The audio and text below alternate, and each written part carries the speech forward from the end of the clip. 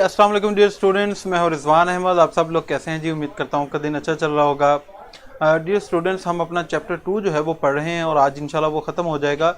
इसमें हमने देखा कि किस तरह हमारा एक करेक्टर है जेस, वो अपने बाप के साथ जो है वो अपने खेत की सबसे ऊंची जो चोटी है उसकी टॉप पर जाता है। उसका बाप उसे लेकर जाता है।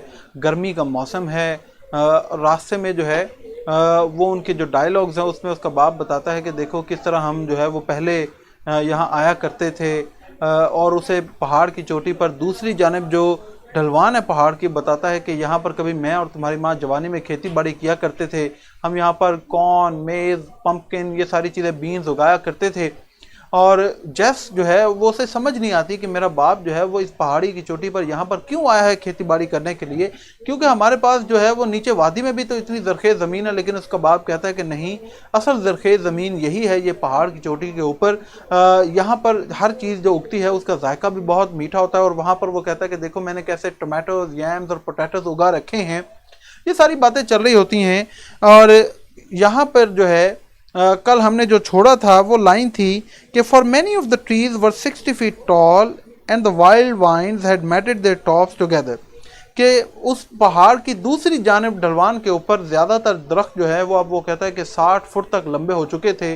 और जो जंगली बेलें थीं उन्होंने पूरी तरह जो है वो उन दरख्तों की जो शाखें थी उनको अपने अंदर जो है वो घेर लिया था।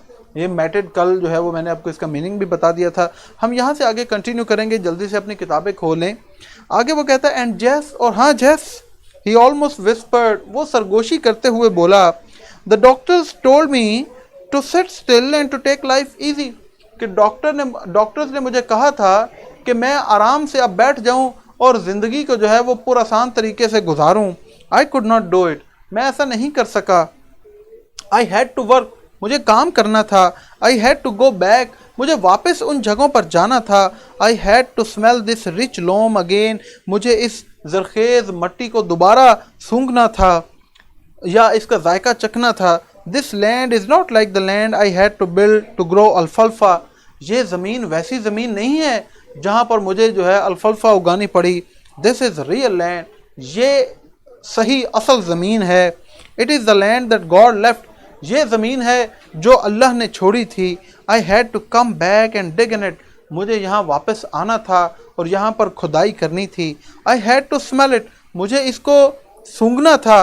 Sift it through my fingers again, और मेरी उंगलियों के ज़रिए, मेरी उंगलियों में से दोबारा जो है वो इसको सिरकना था, इसकी मट्टी को। And I wanted to taste yams, tomatoes and potatoes grown in this land, और इस ज़मीन पर उगने वाले आलू, कचालू और टमाटरों का जायका भी मुझे चखना था।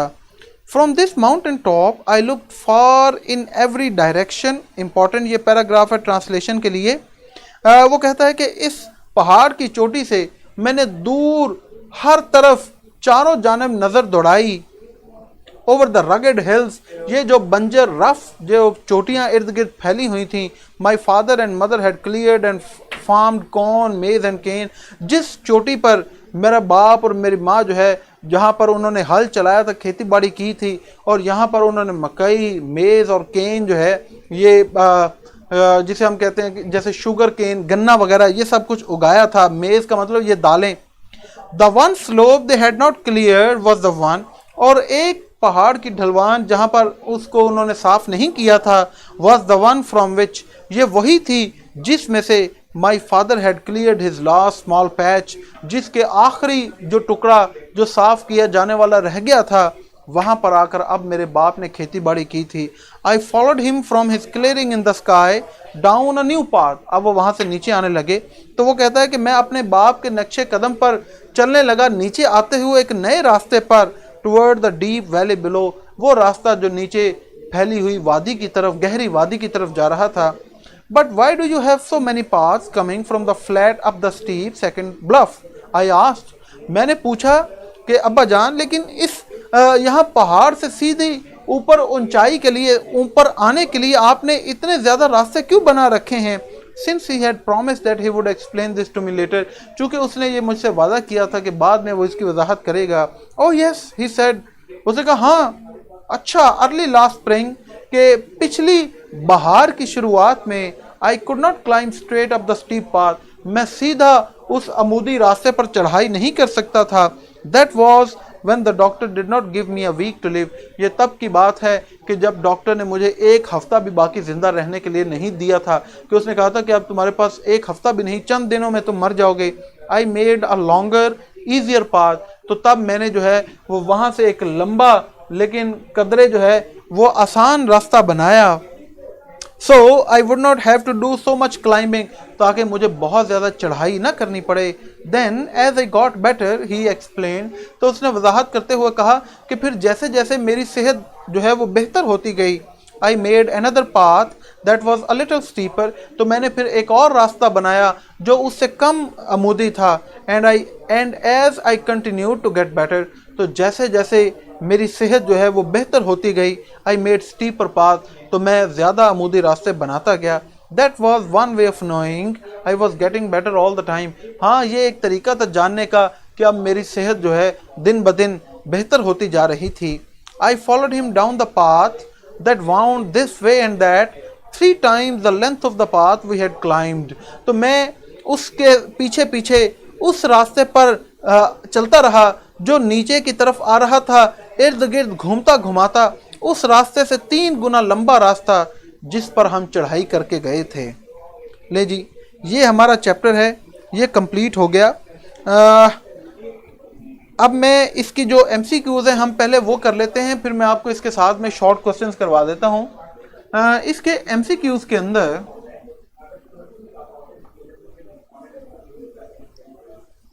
हमारे पास पहली स्टेटमेंट है, चूज द करेक्ट आंसर में, the old man wanted to show his son, वो बूढ़ा बाप अपने बेटे को क्या दिखाना चाहता था, his farm, his land, patch of clearing, river, तो इसका सही जवाब सी है, पैच ऑफ क्लियरिंग।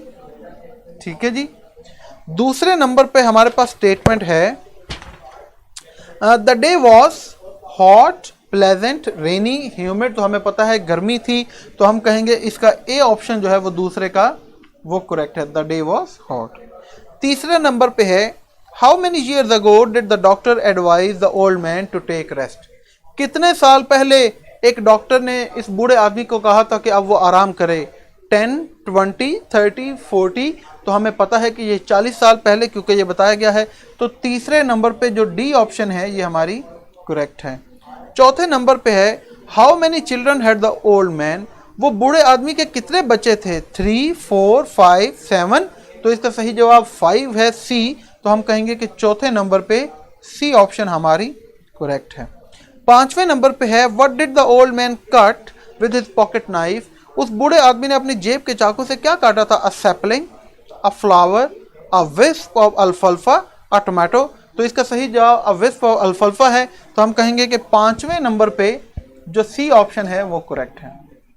छठे नंबर पे है, in how many years did the old man improve the land, कितने साल लगे उस बूढ़े आदमी को इस ज़मीन को बेहतर बनाने में, 20, 30, 40, 60, तो इसका सही जवाब 30 है, तो हम कहेंगे कि छठे नंबर पे जो बी ऑप्शन है वो करेक्ट है। सातवें नंबर पे है, why did the old man hunt for squirrels, वो गुलहरियों का शिकार क्यों किया करता था, to sell, to kill, to cook for meal, to pet, तो इसका सही जवाब टू कुक फॉर मील है, तो हम कहेंगे कि सातवें नंबर पे सी ऑप्शन करेक्ट है। कमेंट्स जरा बच्चों के। आठवें नंबर पे है, what type of special tree was found by the old man, कौन सा खास दरख्त उस बूढ़े आदमी को मिला था, cherry, Apple, orange, coffee tree, तो जी हाँ इसका सही जवाब कॉफी ट्री है, तो हम कहेंगे कि आठवें नंबर पे जो डी ऑप्शन है वो हमारी करेक्ट है। नौवें नंबर पे है, the clearing on the top was not more than 3 acres, 4 acres, 2 acres या फिर 3/4 ऑफ एन एकड़, तो इसका सही जवाब है 3/4 ऑफ एन एकड़, 3/4 एकड़, तो हम कहेंगे कि 9वें नंबर पे जो डी ऑप्शन है वो हमारी करेक्ट है। 10वें नंबर पे है, the land was fenced by, उस जमीन के इर्द गिर्द किसने बाड़ लगाई थी, the son, the mother, the old man, the brother of the old man, तो इसका सही जवाब है the old man, C option हम कहेंगे कि इसकी करेक्ट है। ले मेरा बेटा, ये 10 MCQs जो एक्सरसाइज में दिए गए हैं वो हमने कर लिए, उसके करेक्ट आंसर्स मैंने आपके सामने लिख दी हैं, आप फौरी इनको जल्दी जो है वो टिक मार्क कर सकते हैं अपनी एक्सरसाइज में। ठीक हो गया जी, चलें।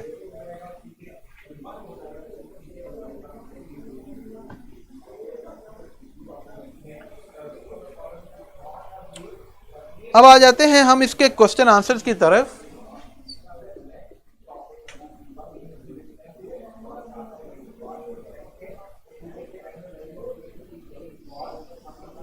हमारे पास पहला क्वेश्चन है, why did not the old man follow the advice of the doctors. उस बूढ़े आदमी ने डॉक्टर की नसीहत पर अमल जो है वो क्यों नहीं किया।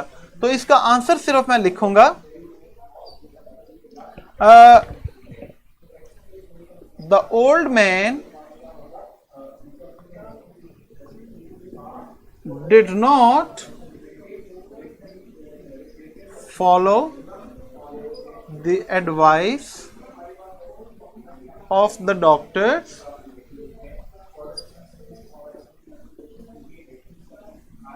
because he was a hard working man। मेहनत करने वाला वो इंसान था। he had to nourish his children, full stop। He also wanted to go back to the places he loved। 3 sentences हमने लिख दिए, ये इतना इसका आंसर इनफ है। The old man did not follow the advice of the doctors because he was a hard working man. मेहनत करने वाला इंसान था। He had to nourish his children. उसे अपने बच्चों की परवरिश भी करनी थी। He also wanted to go back to the places he loved. और वो जिन जगहों से प्यार करता था वो वहां पर उन जगहों पर वापस भी जाना चाहता था। तो that's why he did not follow the advice of the doctors. ठीक है, बहुत सिंपल आपने आंसर लिखने हैं, गलती का मार्जिन नहीं छोड़ना आपने। ठीक हो गया मेरा बेटा। दूसरे नंबर पे है, what had the doctors told the old man. Doctors ने उस बूढ़े आदमी को क्या बताया था। The doctors told the old man that he should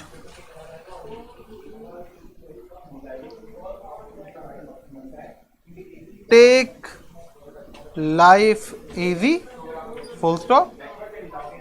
He should enjoy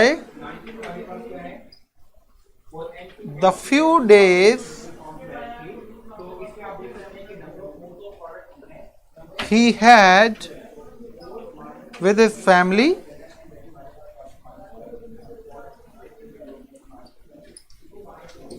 He also told him not to walk even the length of a city block, even the length marker of the city block। मैं इसको पढ़ देता हूं। दूसरे सवाल का जवाब, the doctors told the old man that he should take life easy. Doctors ने उसे कहा कि तुम्हें जिंदगी जो है वो अब पुरसकून तरीके से गुजारनी चाहिए। He should enjoy the few days he had with his family. और बाकी चंद दिन जो उसकी जिंदगी के बचे हैं उसको वो अपने खानदान के साथ गुजारे। ही ऑल्सो टोल्ड, अच्छा जी, यहां पे अगर डॉक्टर्स है तो फिर हमें यहां पर ये दे लिखना चाहिए। They also told him not to walk the length of the city block। और उन्होंने ये भी उसे कहा कि वो एक जो हमारे शहर की गली है, एक गली भी पैदल अब ना चले। अगर इसके अंदर आप साथ ऐड और बातें करना चाहें तो कर सकते हैं, बट इतना भी आंसर हमारा इनफ है। ठीक है बच्चों। अच्छा जी, आगे हमारे पास क्वेश्चन नंबर 3 है, वो देखते हैं कि क्या है।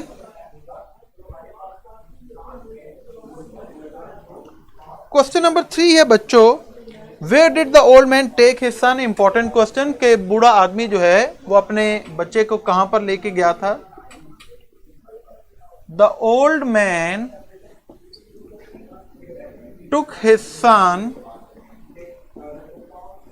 at the top of a mountain एक पहाड़ की उसे चोटी पर लेकर गया।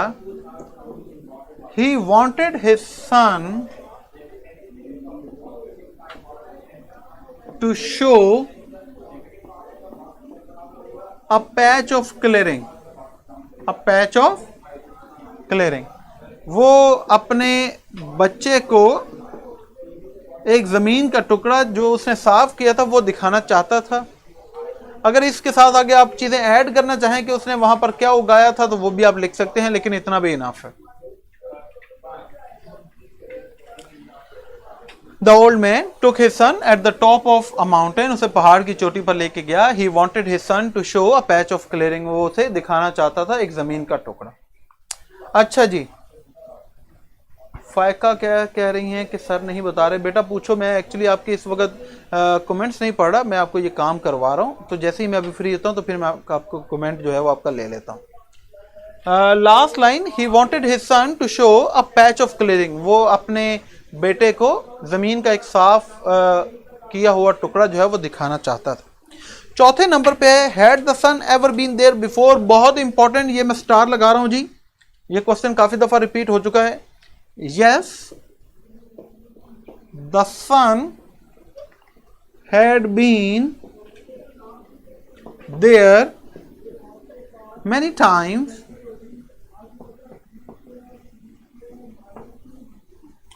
जी हाँ, वो उसका बेटा वहां पर कहीं नहीं कई दफा जो है वो जा चुका था। Except for the last 3 years। चले इसको भी हम अपने पिछले ही सेंटेंस के साथ मिला लेते हैं। Full stop, he had never scene anything extraordinary there। जी हां, उसका बेटा जो है वो except for the last 3 years, मां सिवाय पिछले 3 सालों के कई दफा वहां पर जा चुका था। He had never seen anything extraordinary there, और उसने कभी भी वहां पर कोई गैर मामूली चीज नहीं देखी थी। अगर इसमें भी आप एक आधा सेंटेंस आगे ऐड करना चाहें तो कर सकते हैं कि he had seen the beauties of wild flowers, और ये सारी चीजें जो आपने पढ़ी हैं तो वो ऐड करना चाहें तो ठीक है, अदरवाइज आपका इतना आंसर भी इनफ है। ठीक है, चले जी, इसको अब मैं इरेज कर देता हूं, आगे चलते हैं।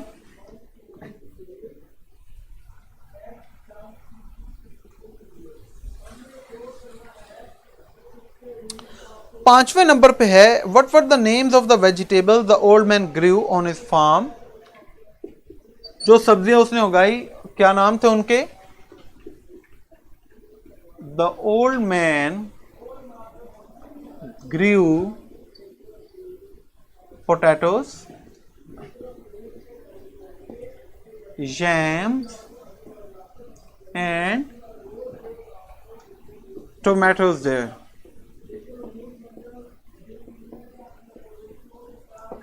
He did this all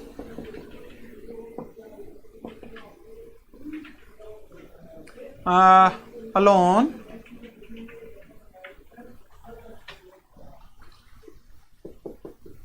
with the little help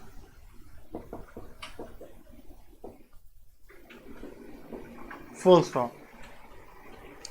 अगर ऐड करना चाहे तीसरा सेंटेंस तो he farmed there with a mule, ये भी लिख सकते हैं। The old man grew potatoes, yams and tomatoes, ये हम बार बार पढ़ चुके हैं, उसने ये चीजें वहां पर उगाई। He did this all alone with the little help, और बहुत थोड़ी मदद ना होने के बराबर उसने मदद ली और ये सारा काम उसने खुद किया।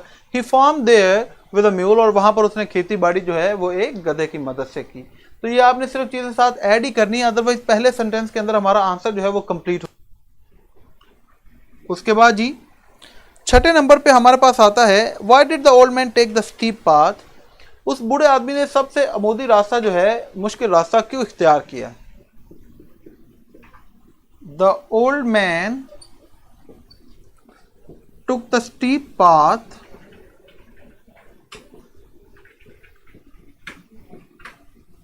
to show his son,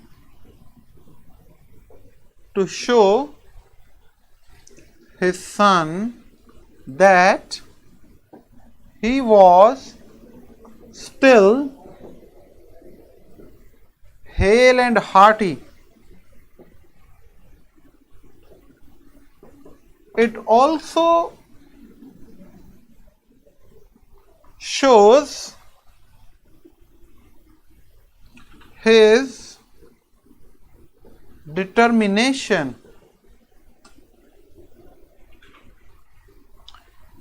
when he plans to do something. The old man took the steep path to show his son that he was still hale and hearty. यहाँ तक हमारा जवाब अब कंप्लीट हो जाता है। उसने सबसे मोदी रास्ता इसलिए इख्तियार किया क्योंकि वो अपने बाप को, अपने बेटे को दिखाना चाहता था कि हेल एंड हार्टी का मतलब होता है सेहतयाब होना, कि अभी वो बिल्कुल ठीक ठाक है, उसे कोई मसला नहीं। It also shows his determination when he plans. तो इससे यह भी पता चलता है जब वो कोई काम करने का इरादा कर लेता है तो किस तरह वो फिर पुख्ता इरादा करता है, फिर उससे वो पीछे नहीं हटता। ठीक है जी, ये आपके सामने आ गए, आपने नोट कर लिए होंगे या आप इसकी पिक्चर ले सकते हैं। मैं इसको इरेज करता हूं और आगे चलते हैं इसके बाकी answers.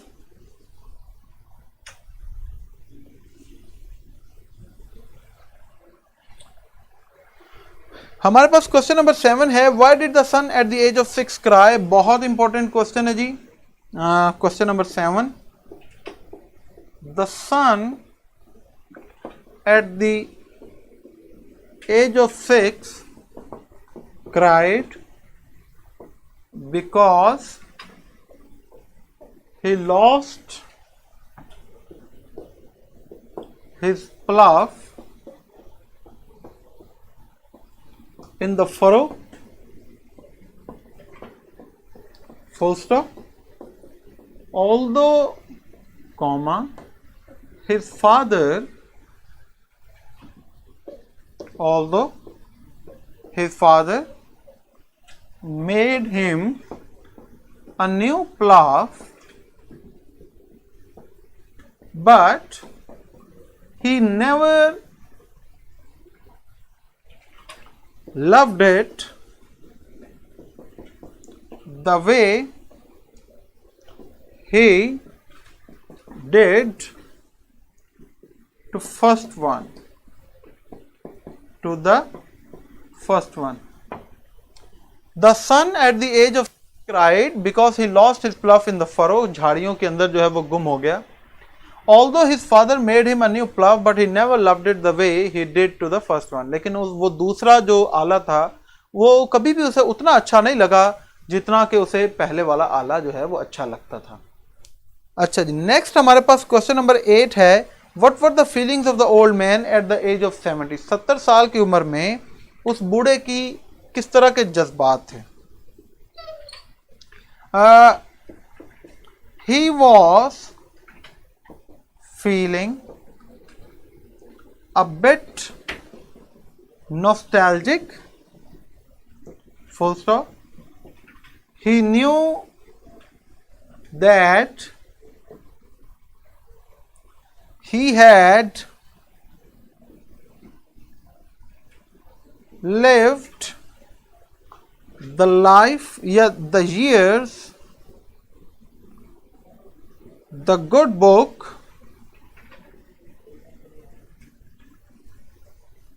allows to man on the earth, full stop. That is why he wanted to go back to the places he loved.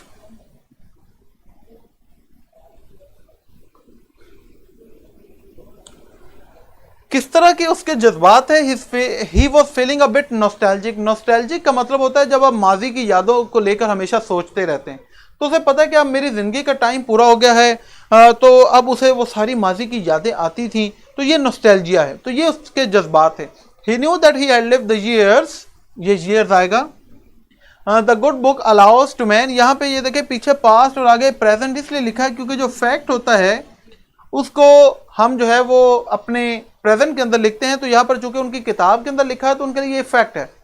तो उसने जिंदगी गुजार ली जितना कि उनकी मुकद्दस किताब इजाजत देती है इंसान को इस दुनिया पर गुजारने के लिए।